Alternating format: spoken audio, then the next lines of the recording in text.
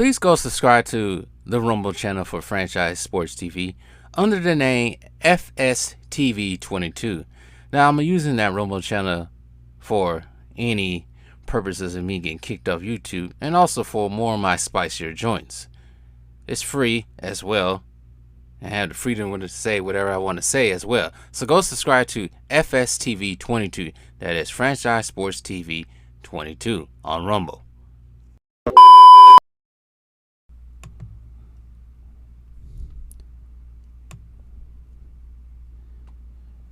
So, what up, y'all? Welcome back to the channel. So, since I'm talking about, since the what's it called, the World FIBA World Cup for basketball was going on and everything, I actually happened to help myself to watching the Redeem Team documentary once again. But there was something I actually forgot. And then again, it's easy to forget, especially during the time when this was taking place, because this was 1994, and I was just a 4-year-old boy and didn't really know much about basketball, but I forgot this team even existed. Dream Team 2. I didn't even know such thing as Dream Team 2. I thought Dream Team 2 was 96 team, Olympic team, but I guess the 1994 FIBA World Cup Championship team was Dream Team 2. See? And I know some old heads probably already know about this, but this is for the young cats who don't know nothing about basketball. Now, I don't mean know nothing about basketball. I mean it. Some of y'all need some education. But anyways, this team was, like I said, for 1994 for the FIBA World Cup Championship. They would play in Toronto. I think originally it was supposed to be in Yugoslavia, but I think there was some turmoil going on during that time, so they moved it to Toronto, Canada. And I think that was for the qualifying for the 96. Was this the qualifying? Maybe the next year. That tournament, I forgot the name of the tournament that happened in 95. Maybe that could have been the qualifying tournament. But anyways, Dream Team 2 consists of players that were younger or not superstars, because you know the Dream Team was nothing but superstars. But there will be actually it wasn't. I take that back. But Dream Team 2 consists of Mark Price. I think he was on Cleveland during that time. Shaq, Derek Coleman. Shaq a rookie too. No, he wasn't a rookie. He was 2 years into it. But Derek Coleman, Dominique Wilkins, post Achilles tear Dominique Wilkins, Joe Dumars, Kevin Johnson, Reggie Miller, Alonzo Mourning, another young cat, 2 years in. I think he was 3 years in. Sean Kent, Kevin Johnson, Steve Smith, Dan Marley, and Larry Johnson, coached by Down Nelson, who I think was coaching the Golden State Warriors. Yes, he was. Because a little insight to a private life. So, Down Nelson, I think I might have explained this before. Down Nelson's daughter is married to one of my dad's good friends. So I used to see Golden State Warriors stuff all the time. The shirts, he used to get them for free. But anyways, that's how I knew Down Nelson was on Golden State during that time. I guess the committee, the reason why they picked a team like this, they wanted to select players who, like I said, they was young. Some of them was young, like Shaq and Alonzo Mourning. They was young and they wanted to showcase the youth. And I think this roster didn't gain a lot of interest because, yeah, there weren't really big time names like superstars. There was no Michael Jordan. And I think Mike didn't want to play anymore. I think he wanted the youth to play, because I think at this time he was retired, of course, but also before that, I just think the grind of going to the finals, because I think when that Dream Team played in the Tournament of the Americas before they played in the Olympics, so I know that was just getting to Mike. But anyways, the U.S. played in Group A with China, Spain, Brazil, dusting off all of them in the preliminary round.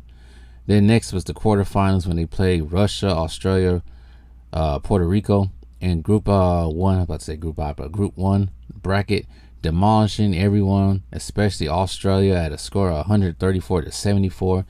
It kind of did the same to Puerto Rico. I think it was 134 to 180. Oh, not 184. 134 to 84. Yeah, they was running through teams. The lesser known, running through teams. Next, it was the final round, and it was pretty much the final four in this tournament, which was Russia, Greece, and Croatia. USA played Greece, and Greece has always been somewhat a competitor in the international game as well. But they beat Greece 97 to 58. And then in the championship game, we all know Greece was did their work in 2004. But anyways, then in the championship game, they'll play Russia and busted a moho in Russia's ass, 137 to 91. Don Wilkins, like I said, posted Achilles tear. Dominique Wilkins led and scoring with 20 points. Shaq won the FIBA World Cup Championship MVP, but he was not the leader in scoring that year. And I think it was some dude from Australia who was led the tournament in 23 points a game or something like that. But this would be the third gold medal in FIBA World Cup play. The other one in 1986 and 1984. Now they have 5 World Cup medals, or FIBA World Cup gold medals. The other 2 in 2010, 2014. They did 2010 with KD, and that was pretty much what put KD on to the whole wide world. In 2014, I remember that was like Steph Curry and D Rose and James Harden, something like that on that team. The U.S. did have 3 players named to the all-tournament team: Reggie Miller, Shaq, and Shawn Kemp. The other 2 was Dina Redna, I forgot how to pronounce his name, from Croatia, and the other one was from Russia. I'm not even going to try and pronounce his name. And that was Dream Team 2.